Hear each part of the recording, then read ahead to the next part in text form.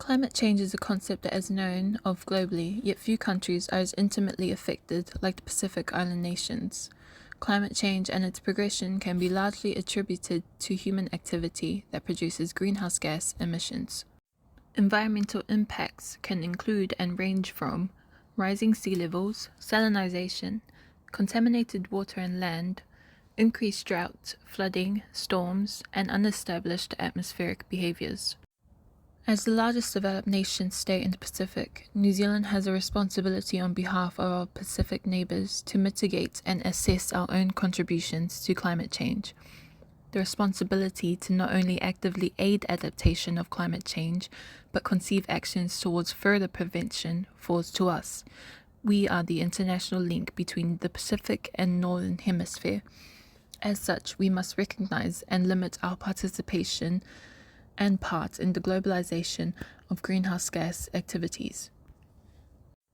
The cause of climate change's increase is often debated between natural occurrences and human activities such as industrial productions and farming. The US EPA 2021 described how since the Industrial Revolution, today's CO2 atmospheric gas concentration has increased to over 40%.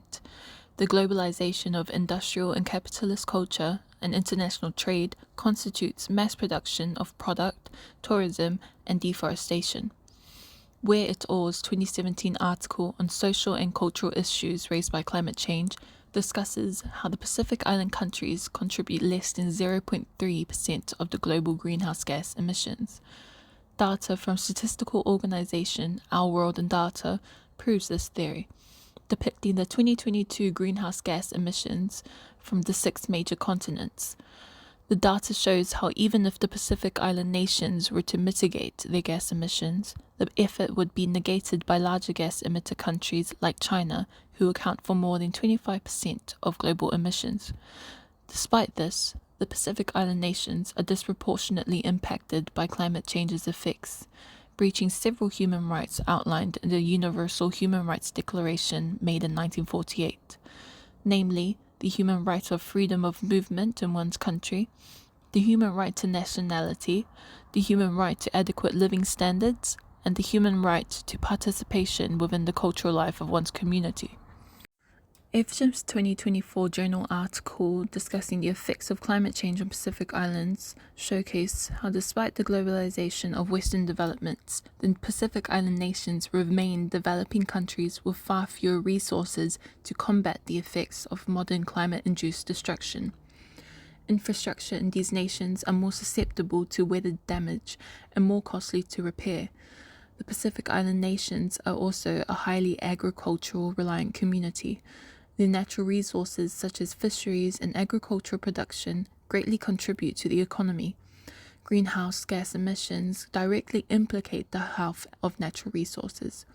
These environmental conflicts impact the human right to a standard of adequate living and health. The Island Journal article, published by Pyramid 2018, points out that Vanuatu, like many other Pacific nations, show a cultural and spiritual link to land.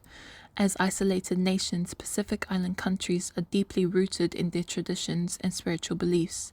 Thus, land holds cultural significance as not just a place of origin, but a place of belonging. Campbell 2014 also discusses the difficulty to maintain language and tradition when faced with a new cultural environment. The preference for local migration within the Pacific is prevalent. However, even high atoll islands are at risk of water contamination and food security. This impact on culture directly implicates one's human right of cultural expression. The implications to global citizenship is also affected by relocation and migration as well. Campbell and Warwick 2014 outline the cultural shift risks, the risk of financial and employment issues when confronted with an entirely new economy and skill set, the conflict of governance, the identity diaspora that comes with it. There is also the perspective that a focus on migration could disregard any hope of mitigating climate change, impacting one's right of movement and mobility within their country. An inability to mitigate climate change implicates the integrity of agriculture, freshwater source, living environments, and thus induce forced relocation for Pacific Island communities as a high possibility. New Zealand at current contribute the largest gas emissions within the Pacific region. Montreux et al. 2023 argues that historically, migration within the Pacific is largely due to socio-economic factors, and that it is hard to distinguish environmental issues such as natural disasters with climate change-induced occurrences, both of which can influence migration. Yue and Gao 2020 argue that the Earth's self-regulating nature negates these implications and that climate change's current growth shows linear connection to globalized industrial and energy emissions. In 2019, New Zealand's contribution to the Paris Agreement was the Climate Change Response Amendment Act. The legislation included two key changes regarding gas emissions: to reduce net emissions of all greenhouse gases to zero by 2050, and to reduce emissions of biogenic methane to 24 to 47% by 2050. This act falls short, as more than half of New Zealand's greenhouse gas emissions come from agricultural biogenic productions, the highest being methane. The act entails a compromise for methane, as agriculture comprises of more than half of New Zealand's economic output. The issue lies in the fact that methane accounts for over 35% of our gas emissions, and despite it being a short-lived gas, it is far more lethal.